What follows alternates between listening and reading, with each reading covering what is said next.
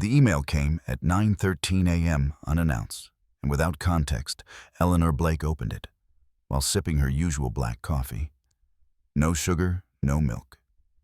It was a simple line from the assistant to the new CEO.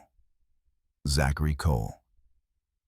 Please report to Conference Room B at 9:30 a.m. for a brief meeting, thank you. No subject line, no reason, no schedule update on her calendar. Eleanor didn't need to ask. She had lived through enough executive changes in her 17 years at Ridgemont and Wallace to recognize the pattern. And this email, it wasn't just unusual. It was final. She put the coffee down, closed the quarterly report she was reviewing, and straightened the collar of her navy blouse. No panic, just protocol. She grabbed a pen, not for notes, but to keep her hands busy, and walked calmly to the elevator. Conference Room B was already occupied. Zachary Cole sat at the far end of the long glass table, flanked by Linda from HR. Eleanor gave a polite nod and sat across from it. Eleanor Zachary began, voice firm, but impersonal, thank you for coming on such short notice. She didn't respond, only looked him in the eye. She knew what was coming. We've been evaluating internal efficiencies over the past quarter, and as part of our modernization efforts, we're streamlining functions across several departments. As of today, your position is being consolidated into our external communications partner. He paused, as if that had somehow explained everything. No further liaison role is necessary internally, he continued. Translation, vendor communication, and cultural onboarding will be handled through our contracted agency in Singapore. This will allow us to reduce redundancy and move toward a more agile model. Eleanor's face didn't move. No raised brow. No startled expression. Just silent. Zachary gestured to the beige folder in front of Linda. We're offering 2 months severance, along with accrued vacation. HR will handle your offboarding. He folded his hands as if closing a file. Of course, we thank you for your years of service. That last line came out as if copied from a script. Eleanor finally spoke, her voice smooth and even. Well then, she said, good luck on Monday. Zachary blinked. Excuse me, you'll need it. She stood up. There's a meeting with Gold Peak Tech scheduled for Monday. Contract renewal, 3 years, 8 figures. And I was the one handling it. His smile faltered just a little, but the arrogance returned quickly. We'll manage. Eleanor didn't reply. She turned toward the door and left. She didn't stop by her office. There was no goodbye speech, no gathering of co-workers, no packing of photos or desk plants. She had never cluttered her workspace with sentimentality anyway. A digital goodbye wouldn't be necessary either. The people who mattered would already know, or they'd soon find out. In the elevator, Eleanor allowed herself one deep breath, not of panic, but of clarity. Outside, the air in Chicago was brisk. She zipped her coat, walked down the granite steps, and merged into the weekday crowd without a single backward glance. Her phone buzzed as she reached the street corner. A message from Amy Tran, a colleague in logistics. Didn't see you at the 1000. Everything okay? Eleanor typed quickly. All fine, just made space for the future. She slipped the phone into her pocket and continued walking. Her mind wandered not to her severance, not to the insult of being dismissed without warning, but to the faces in the room on Monday morning. The ones from Gold Peak, Mr. Liang, Vice President of International Affairs, didn't enjoy surprises, and more than that, he didn't tolerate disrespect. They had built trust over nearly a decade, not through translation alone, but through understanding. Travel, cultural nuance, and decisions that saved both sides millions. Zachary thought a contract would substitute for connection. He would learn otherwise. Eleanor wasn't angry. She was disappointed, not for herself, but for the blindness of men who confused software with strategy. She had seen their type before, young, polished, disruptive for the sake of ego. But this time, she wasn't going to clean up the fallout. This time, she would let it fall. By mid-afternoon, she had finished cleaning out her home office. She shredded a few old notebooks, boxed a few sentimental items from past conferences in Shanghai and Tokyo. and finally shut down her work laptop for the last time. She brewed tea, green and strong, and sat by the window. Snow flurried against the edge of the city skyline. From her condo, the buildings looked quiet. She wondered what Zachary Cole was doing at that moment. Perhaps drafting a memo to announce her departure. Perhaps practicing his Monday pitch, blissfully unaware of what would unfold. She didn't need to interfere. She didn't even need revenge, because the kind of failure Zachary had set in motion didn't need a villain. It needed only time. That night, she received a call from Elaine Marks, an old contact from Lawson and Reed, global consultant. "I heard what happened," Elaine said softly. "If you're open, I'd love to bring you in for a quick coffee next week. We've got a few international partnerships growing faster than we can manage. And honestly, we could use someone with your grace." Eleanor smiled, not triumphant, just quietly ready. "Monday works," she said after 11. She didn't explain why. She didn't need to. The mahogany table gleamed under the morning light. Each leather chair precisely aligned. Polished glasses of water filled halfway as per protocol. The conference room on the 15th floor of Ridgemont and Wallace's Chicago headquarters looked like the image of corporate perfection, except for the silence. Zachary Cole checked his watch again, 9:57 a.m. The delegation from Gold Peak Tech was due at 10 sharp. A $24 million renewal contract hung in the air, critical not only to quarterly revenue, but to investor confidence. Zachary had been practicing his presentation since Friday, adding a few more buzzwords and a sleek slide deck over the weekend. Words like synergy, efficiency, and streamlined solutions glowed on his tablet. Across from him sat Martin and Carla, two of his newly appointed assistants. Martin looked nervously at his laptop screen, mouthing bullet points. Carla was typing something furiously, probably a LinkedIn update about leading high-stakes meetings. Neither of them had ever spoken with anyone from Gold Peak Tech. They hadn't needed to. That was Eleanor Blake's job, or it had been. At 10:00 a.m. on the dot, the glass door slid open. Mr. Liang entered first. Vice President of International Affairs for Gold Peak, followed by two senior advisors. All three wore tailored gray suits, perfectly pressed. Their expressions were unreadable. Zachary stood up with what he believed was a confident, welcoming smile. "Gentlemen, welcome to Ridgemont. We're thrilled to have you here." Polite nods followed. No one sat until Mr. Liang did. No small talk. No handshake photos, just business. Zachary launched into his pitch, immediately projecting the first slide as he spoke about the future of collaboration. He didn't notice that Mr. Liang had not opened his folder. "As part of our modernization initiative," Zachary said, "we've optimized cross-border communications by partnering with a global translation agency. This enables faster turnarounds and cost efficiency." "Excuse me," Mr. Liang said. Zachary paused. "Where is Miss Blake?" The words, delivered calmly, hit the room like a brick through glass. Zachary blinked. "Eleanor Blake is no longer with the company. Her role has been consolidated into a vendor services model that allows us greater flexibility." Mr. Liang exchanged a glance with his colleagues. One of them closed his binder. The other folded his hand. "I see, sir," Mr. Liang said, tone unchanged. Zachary smiled again, this time tighter. "I assure you the transition has been smooth and all cultural and logistical matters have been covered through our new system." "Miss Blake was not a system," Mr. Liang replied. "She was our partner." Zachary opened his mouth, closed it. Something in the room had changed. The air had thickened. Miss Blake understood our concerns before we voiced them. She understood why we paused before decisions, why silence sometimes meant disagreement, and why certain numbers must not be rushed. "Yes, and I assure you, you have made a decision." Mr. Liang interrupted, still calm. "So must we." He rose from his chair. "We will not be renewing our agreement at this time," Martin gasped. Carla looked up, finally stunned. "Sir, please," Zachary said, voice strained. "I think perhaps there's been a misunderstanding if you give us another week." "Respect is not a misunderstanding, Mr. Cole," Mr. Liang replied. It is either present or it is not.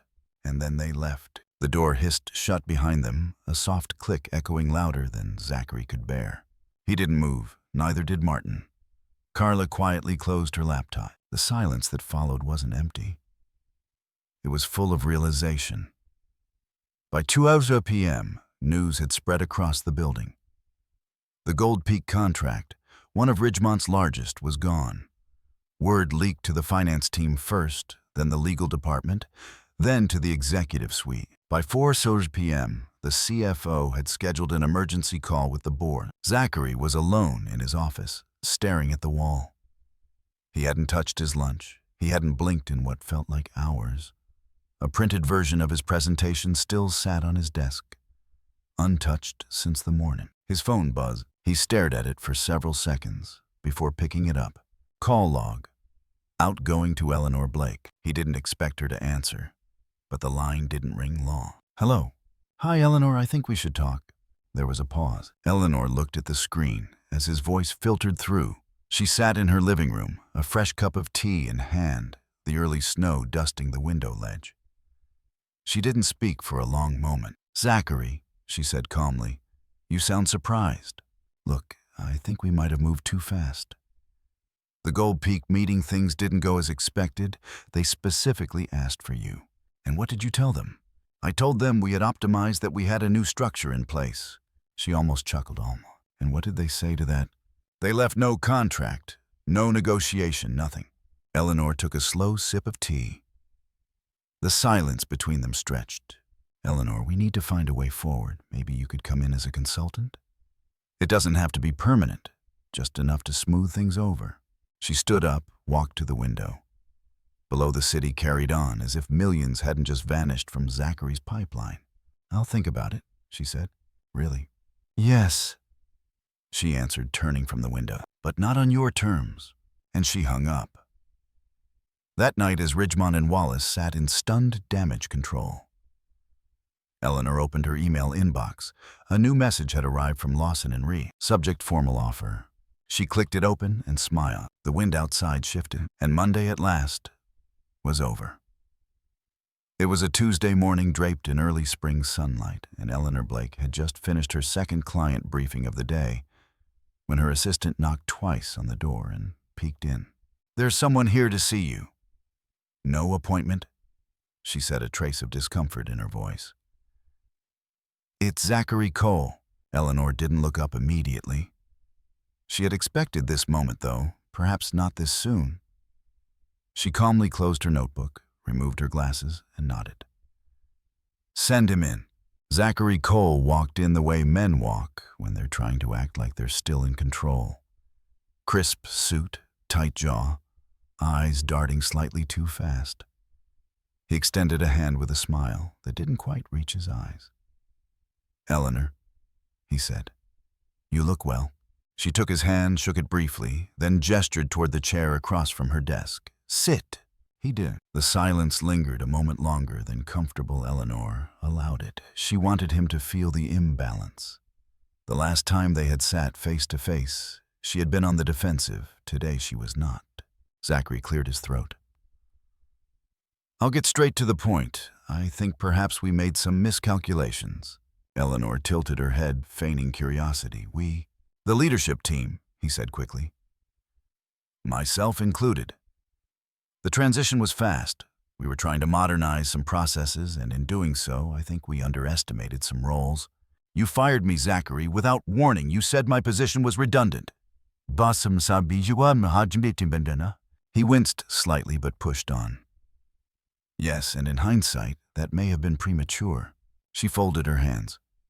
You lost Gold Peak. He nodded, jaw tightening. And we're on the verge of losing 2 more international contracts. Eleanor, the board is concerned. They want stability, and you think I can provide that.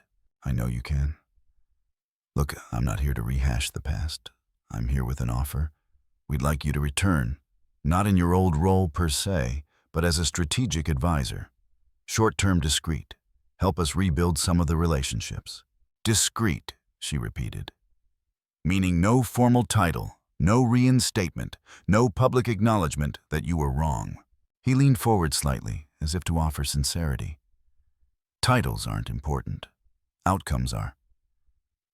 You understand that better than most. Eleanor paused, her expression unreadable. Inside, she felt the surge of clarity she'd been waiting for. This wasn't humility. This was damage control wrapped in shallow professionalism. "I'll consider it," she said finally. Zachary exhaled, clearly relieved. "That's all I ask." He extended his hand again. She shook it once more coolly. As he walked out, his shoulders slightly less tense. Eleanor turned to the window. The skyline of Chicago glittered in the morning light. Her phone was already in her hand before the door clicked shut. She found the contact, Mr. Lang. She dialed. It rang twice. "Miss Blake," came the warm, steady voice on the other end. "I owe you an explanation," she said. There was a pause. "Then I will listen." And Eleanor began not as a representative of Ridgemont, not under any title or obligation, but as a woman who believed that trust deserved more than a quiet disappearance. When I walked through the glass doors of Ridgemont and Wallace again, the lobby looked exactly the same: sterile floors, forced smiles at the front desk, a receptionist who couldn't meet my eyes. But something had shifted. This time I wasn't there to ask for anything. I was there because they needed me. There was no official announcement, no email blast, no welcome back speech, just a quiet signature on a consulting contract. Zachary Cole had been too desperate to read carefully. I had no title, no office, just access, just time, just the silence I needed to do exactly what I came to do.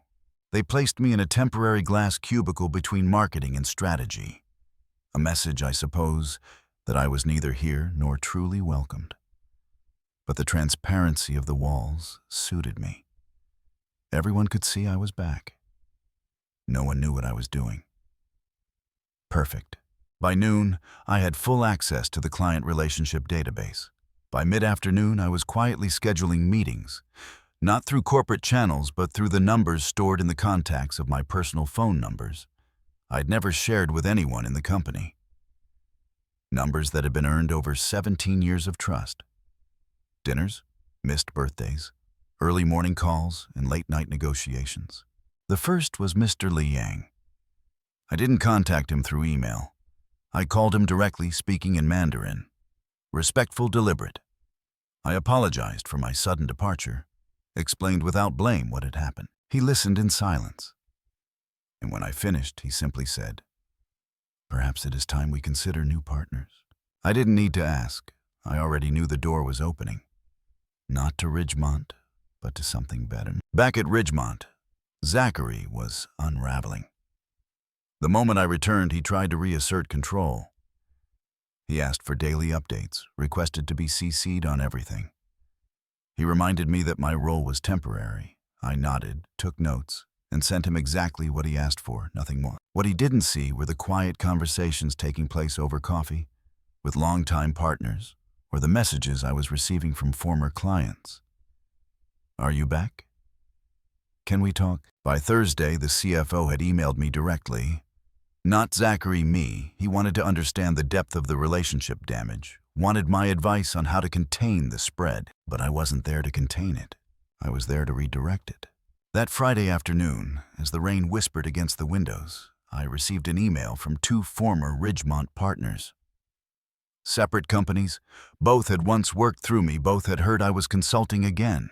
Both were ready to shift their contracts to Lawson and Reed, if and only if I would remain involved. I stared at the screen for a long moment. Not in shock, not even in satisfaction, just in quiet understanding. This wasn't about revenge anymore. This was about restoring gravity to where it belonged. When Zachary passed me in the hallway that evening, he gave me a tight smile and said, "Let's catch up next week." I nodded. But we both knew the decisions that mattered were already being made, and none of them had his name on the dotted line. The empire he thought he could modernize with buzzwords and bravado had turned its gaze elsewhere, not because I'd asked, but because I'd been remembered by those who mattered. And in that silence, the kind of silence only earned, I began to build again. Not for them, for me. The same glass-walled conference room, the same long polished table, the same flickering fluorescent light that hummed faintly overhead. But this time Eleanor Blake sat at the head of the table. Zachary Cole was already there when she arrived, seated to one side, his laptop open but untouched. His tie was askew. His eyes carried the bruised fatigue of someone who hadn't slept in days. She noticed, but said nothing. "Thank you for coming."